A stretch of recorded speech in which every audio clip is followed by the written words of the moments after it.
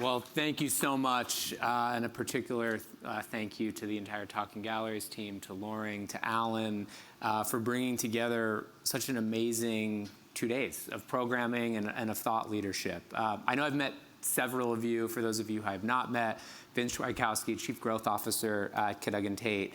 And today I'm going to discuss what I think is an incredibly important topic, and one that I don't think is really discussed enough, which is around how we can drive more sustainability in art logistics. And when thinking about sustainability, the first thing that often comes to mind is greenhouse gases, right? Greenhouse gases specifically related to transportation.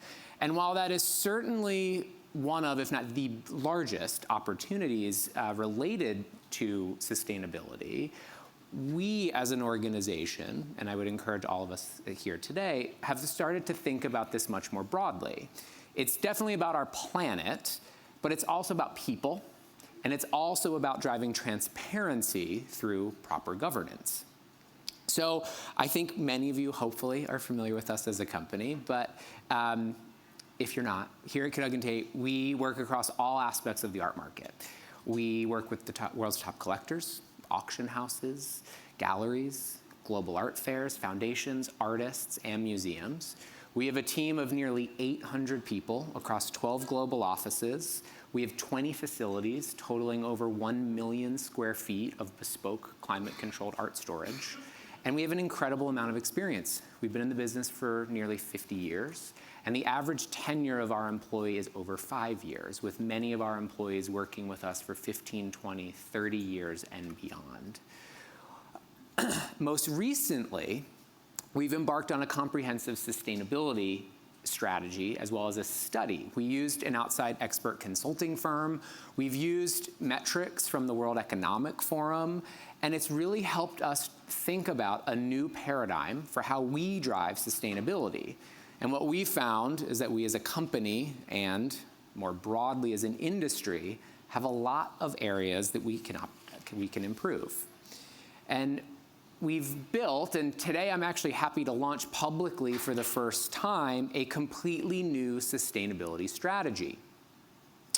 The strategy looks beyond greenhouse gas emissions and creates new KPIs for the product that we offer, for the process by which we fulfill our services, and the broader community in which we operate. And I got a lot of inspiration yesterday when talking about sort of the communities that we serve and sort of how we can think about that more broadly, which is, we reach that in a different way through sort of a different set of metrics, but I think there's a lot of similarities.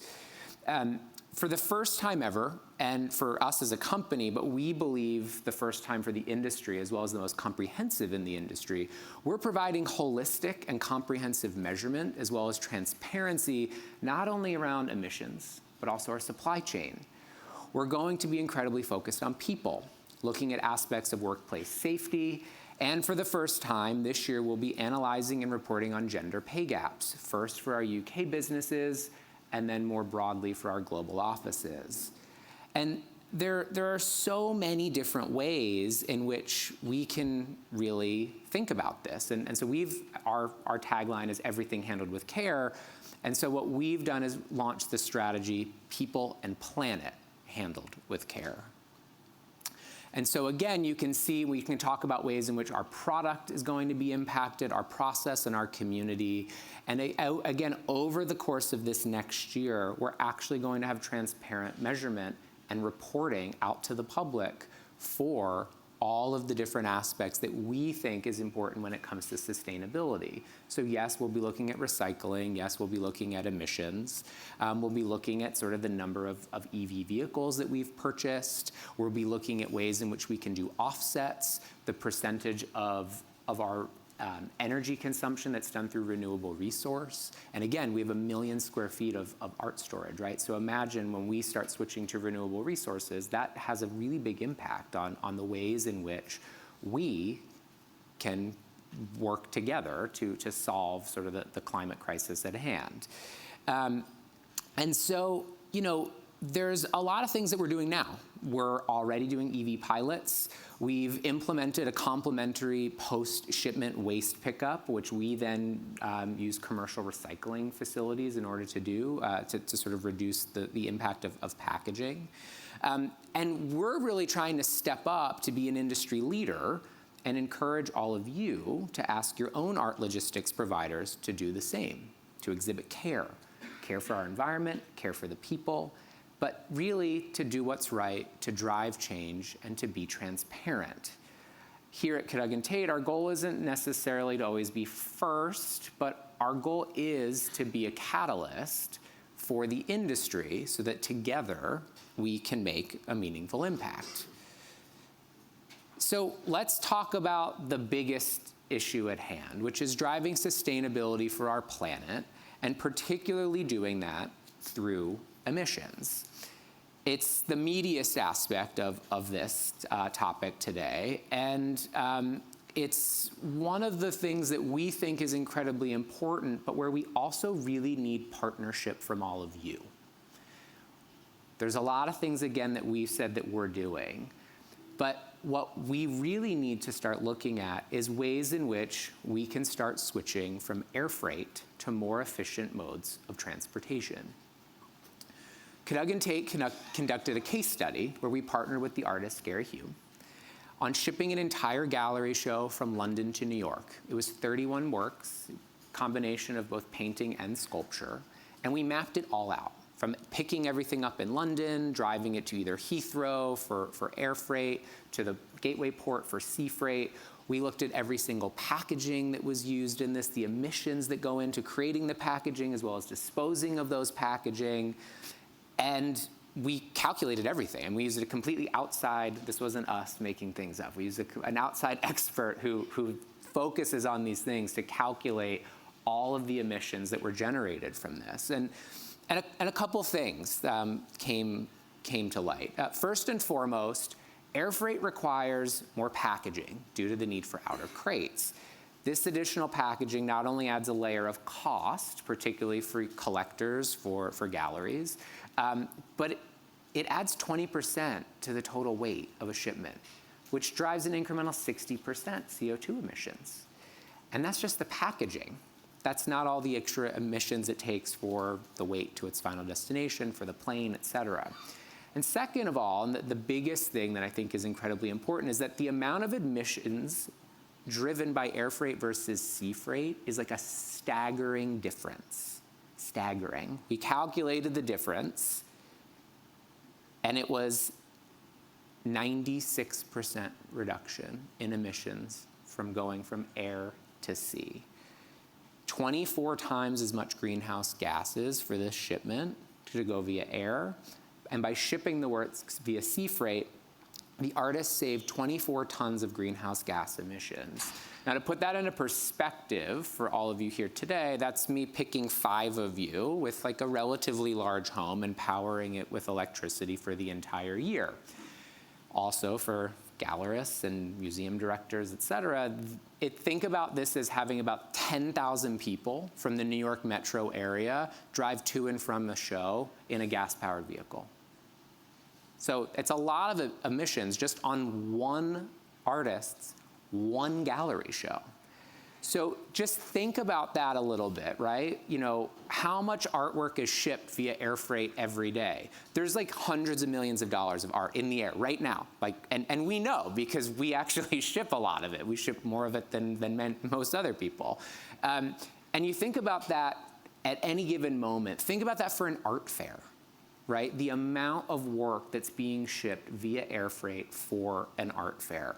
We're talking about an insane amount of superfluous carbon being released into the atmosphere for a single fair. So, what can we do about it? Well, we need your partnership. And it's all of you in the audience, because it's collectors, it's advisors, gallerists, and also artists. We must start using more efficient modes of transportation, and of course, there are multiple. For US and inter-Europe shipping, there's numerous consolidated shuttle services. Cadogan Tate offers more shuttles than anyone else. We have both frequency as well as geographic breadth. And these shuttles cover every major art market. It's New York to LA. It's also Aspen, San Francisco, Dallas. It's London and Paris. It's Madrid. So really, the ways in which you can use these consolidated shuttles, again, not just through us, but through any major art logistics firm, is really helping to drive a reduction, not only in the cost, or both the emissions cost and sort of the planetary cost, but also the cost to your bottom line as well. For international shipments, yes, okay, it requires a lot more time, it requires a lot more consideration, but think about your own exhibition schedule. We all know when the next art fair is, right? We all know in advance what the shipping deadlines are. People know what art fairs they're participating in as gallerists, often 1, 2, 3 years in advance. Museums, gallery shows, those often have, again, months, if not a year or more of planning. And so, the primary mode for these international shipments right now, bulk, like I'm saying like 90+% of the transportation is happening via air versus via sea. It's also where I would like to call on the artists who are with us in the audience today, because one of the biggest challenges that the gallerists and the registrars are telling us is that it's not because they don't want to do it, but particularly when it comes for new works that are being exhibited from an artist, it's usually because the artist is using up to that last moment in order to ship, when then air becomes the only option. And that's not only for international, that's even for domestic. That's getting things from LA to New York for a gallery show. And I know because oftentimes we're asked to ship wet paintings across the country or across the world, which not only then makes it so that you can't use more efficient modes of transportation, it often usually adds 15 to 20% for the packaging that's needed, again, further driving incremental emissions and waste. So we know the fair schedules for the next several years. We know deadlines to make things happen via sea. So if we work together, we think that we can actually make the biggest impact. And yes, sea freight does not work for every type of artwork. It does not work in every type of scenario, but there's a lot more that we can be doing together. And, by the way, it's also significantly less expensive, upwards of 60%. And in a world where we're constantly hearing about margin compression and how much the margin has eroded in the gallery world, and particularly eroded around fairs, this is a win not only for our planet, but a win for all of your bottom line. And of course, there's ways in which the industry needs to join in this effort as well, right? There's ways in which we collectively need to be supporting deforestation initiatives related to crates and other packaging. We need to be buying more electric vehicles, which, by the way, currently technology only allows us to really do final mile delivery with EVs, right? So we're talking about picking up something around the corner in Chelsea and delivering it to the Upper East Side. We're not talking about taking something from an artist's studio in New York and bringing it to LA. That will happen over time, and that will further reduce the emissions of road freight, further reduce the emissions from anything around a consolidated shuttle. But there's definitely a lot of things that we can do together. So we've actively been piloting EVs. We've been doing it in our London market. We're exploring ways to roll this out across all the rest of our offices in the US and Europe. We're looking at acquiring higher and higher percentage of our electricity from renewables. But one of the major initiatives that we've also done, even with everything we have right now, is around optimizing our shuttle network. And so we have over 20 different shuttle routes. We've just recently added 5 in Europe, because again, by doing that, we've been able to reduce the amount of dedicated shipments. It's provided a cost savings for our clients, but again, significantly reduced the amount of emissions. And what we've done is we've actually had an entire team go against our shuttle network to find more and more ways to drive efficiency with the existing routes that we have. Thinking about frequency, thinking about the timing, thinking about sort of traffic patterns, and we've been able to see what we are estimating to see a 15 to 20% reduction. And so you can see, I mean, we have shuttles that are going all over, both the major markets as well as on a less frequent basis, sort of the secondary markets. And so really there's the things that we're trying to do every day. We encourage all of you, and again, this isn't just for us, right? We encourage no matter who you're using as your art logistics partner, that there's a lot of questions that you can be asking. There's a lot of questions that you can be thinking about in terms of modes of shipping as a collector, a gallerist, museum, whatever that might be. And there's a lot of conversations, I think, that need to be had, particularly with our artists, as we continue to find ways to drive the right deadlines and the right schedules so that we can then open up more efficient modes of transportation. And so I'd like to close today with an invitation. And that's an invitation for all of you to join with us in our quest of being more environmentally responsible. And as part of our new strategic launch, we're inviting anybody to reach out to us for a complimentary review and consultation of your own practices and ways in which we can help you look at them to be more sustainable. And that's, I don't care if you're our customer or not, right? Like, you can continue, talk to us. We have all the data. We've spent so much time, money, and effort on this. And this is something that, again, whether you want to use us or not, we still want to be a part of the solution, because we think it's our sort of responsibility as the largest player in the space to continue to educate people and drive change across the industry.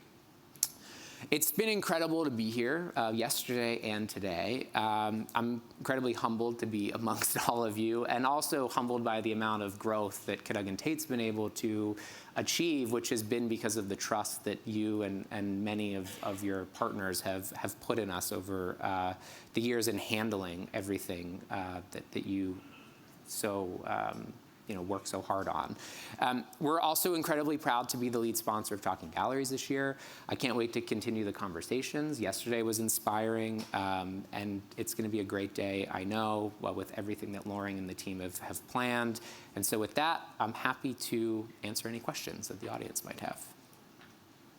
Does anybody have any questions? Yes.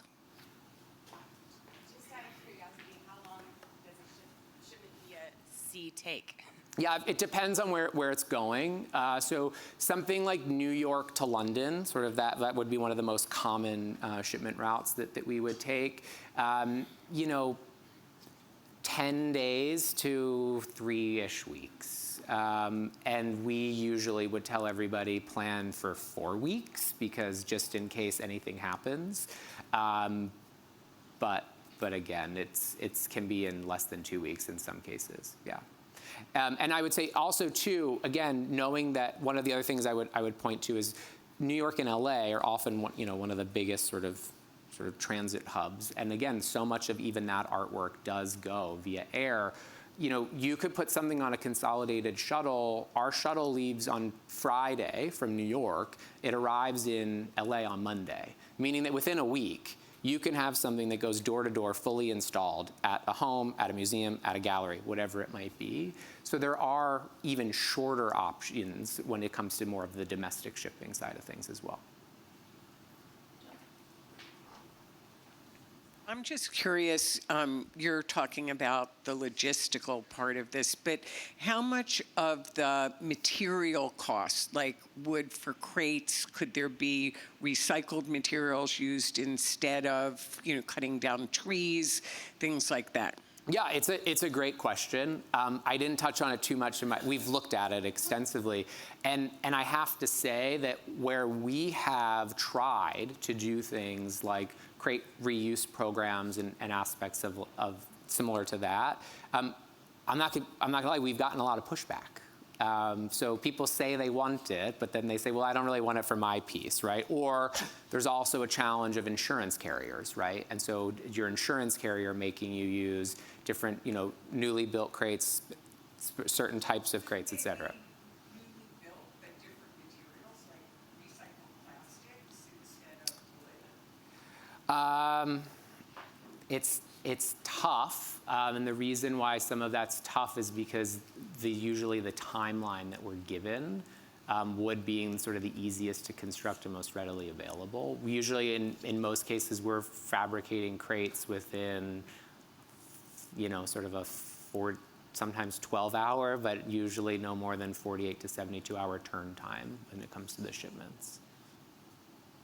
Again, when we have more sort of, when we work, I think, collaboratively. But I guess, you're using 4x6s or whatever the crates are, 2x4s, whatever the crates are made of. Couldn't you just as easily be stocking materials the same dimensions? Like using recycled So we can. Those materials are multiple times more expensive.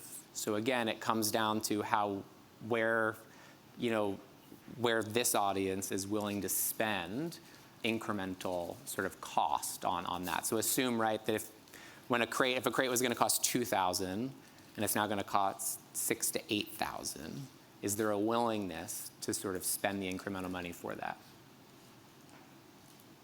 Anybody else? I saw one other. Oh, right there.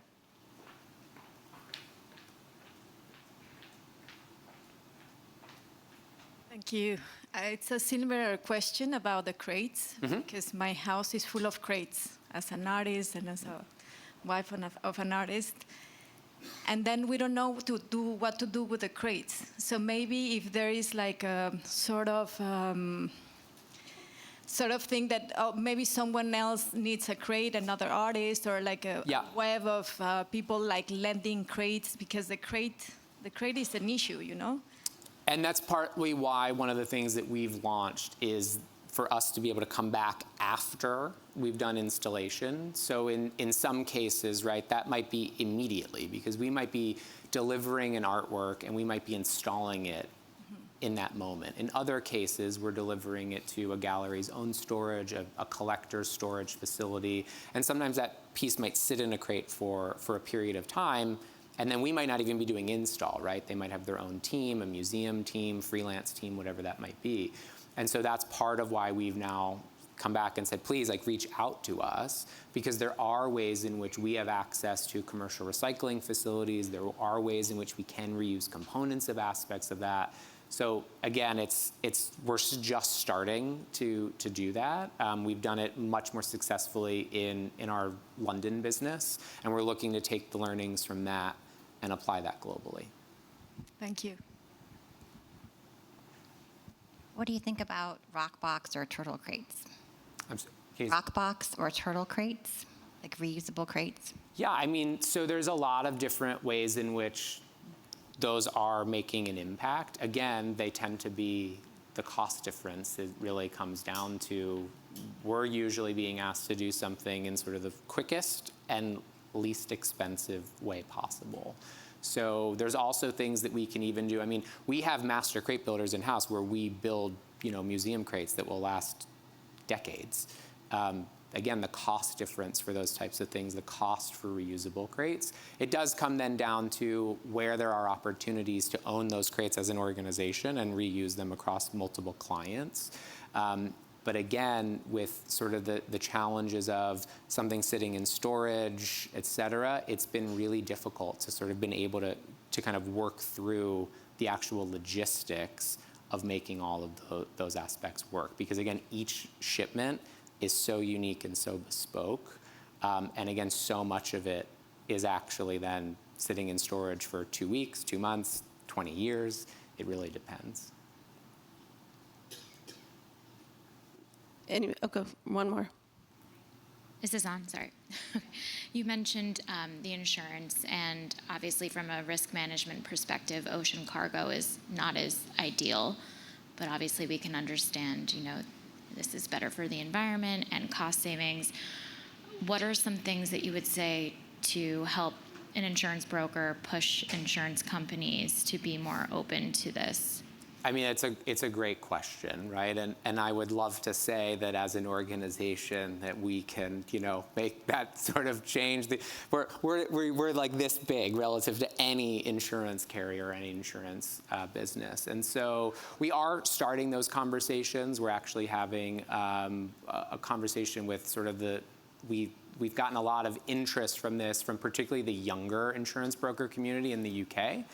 So we're actually having a whole bunch of conversations with them and talking to them about sort of the opportunities for things like, refrigerated sea containers and aspects of where there's been historically some questions around sort of, well, is it the same as temperature controlled? Which, by the way, like you put it on an airplane, like it's going through all sorts of temperature differences on an airplane as much, So there's a lot of different things that that we're having conversations about. And again, that's why I say it's not for every piece of work, right? But if you think about sort of, for many fairs and for many galleries and sort of the average cost of work that's being exhibited in a fair setting in particular, which is the fairs are, again, where we see the most use of air freight. We do know that there are things that are very much below the kind of insurance minimums and things like that. There's also ways in which, and again, it creates more headache, we understand, but there's ways in which we can sort of separate things as well. You can put 2 higher value works on air freight and put the rest on a sea container. And again, we, and again, many of the other people in this business can take all of that logistical sort of headache off of anyone's plate. We can help figure out where there are opportunities, how we can split things, how we can make things more efficient. Because again, there's only so much I can do with Chubb as an example, right? Thank you so much, Vince. That was wonderful. Can we have a big round of applause for Vincent and Cadogan Tate?